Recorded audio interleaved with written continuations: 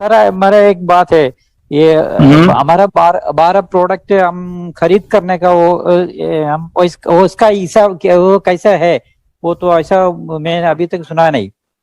Okay. हम लोग हाँ ये 12 प्रोडक्ट, हाँ वो इसका इसका बारे में मेरे को थोड़ा एक्सप्लेन करना है बस।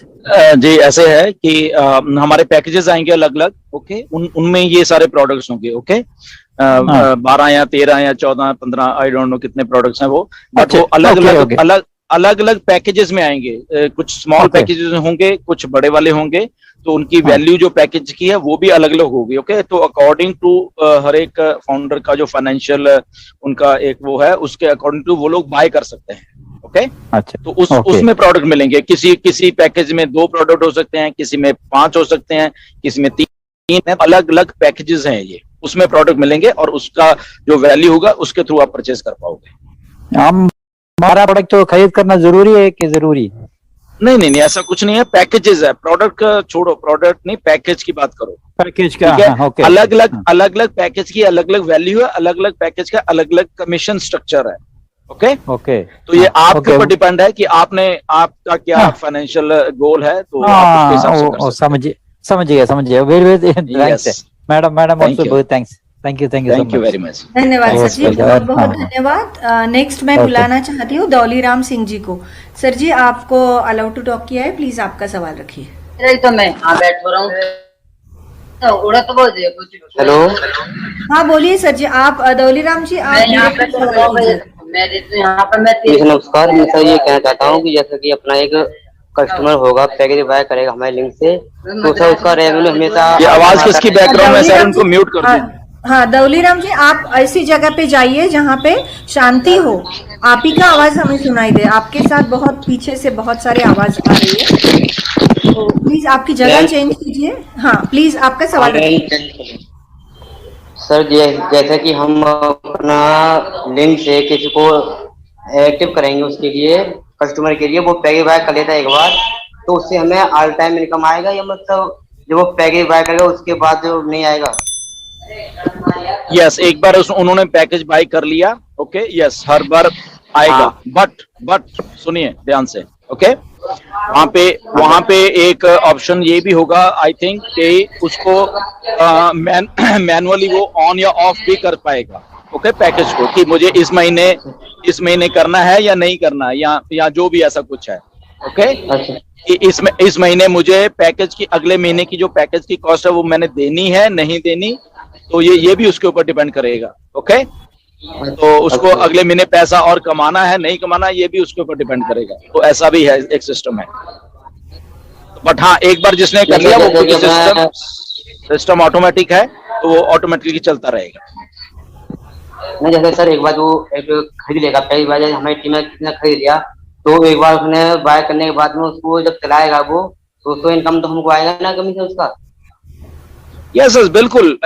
जो भी हमने एक बार बाय किया है, मैं वही कह रहा हूँ कि सिस्टम ऐसा ही बनाया गया है। Okay, one time out of pocket ही आपने देना, जो भी देना है, या आपने देना, आपकी डाउन लाइन देना, जो जिसने भी देना है।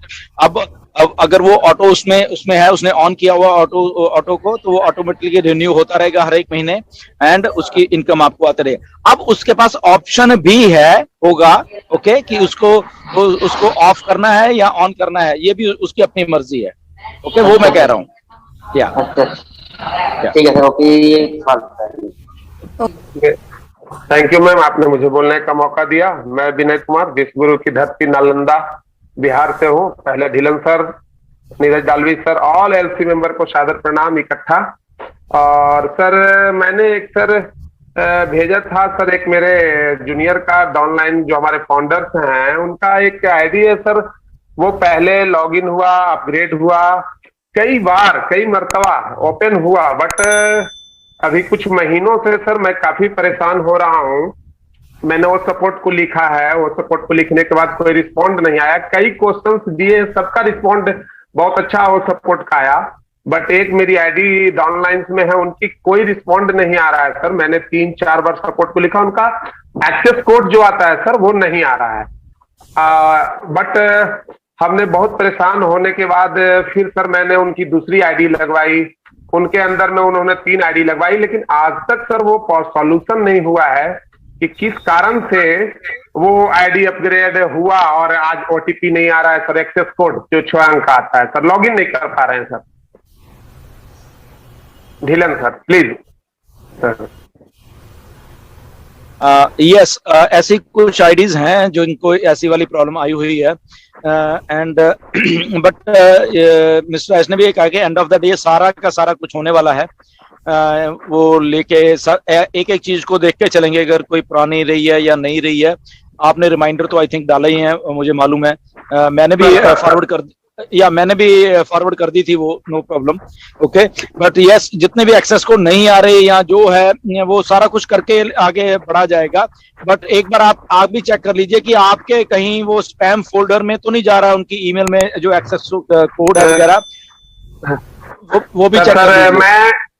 सर मैंने इसमें सर सॉफ्टवेयर इंजीनियर जो मेरे काबिल मेरे रिश्तेदार हैं, मैंने सबको सिस्टम के लगाया, स्टेट बैंक ऑफ इंडिया का चीफ मैनेजर को लगाया, सबको देखा, स्पैम में देखा, ऑल इनबॉक्स में देखा, प्रमोशन में देखा, कई महीनों तक देखा। एडमिन मैम का नंबर बड़ा मुश्किल से कैसे करके दिया मैंने सर, आपके बारे में भेजा था कि सर किसी तरीके से सर सोल्यूशन किया। और सर सबसे बड़ी बात है सर कि उन्होंने ऑन पैसिव पे इतना विश्वास जताया, भरोसा दिया और विश्वास जताया कि सर उन्होंने फिर एक आईडी और घर की आईडी लगाए, उनके अंदर में 3-4 आईडियां लगाए।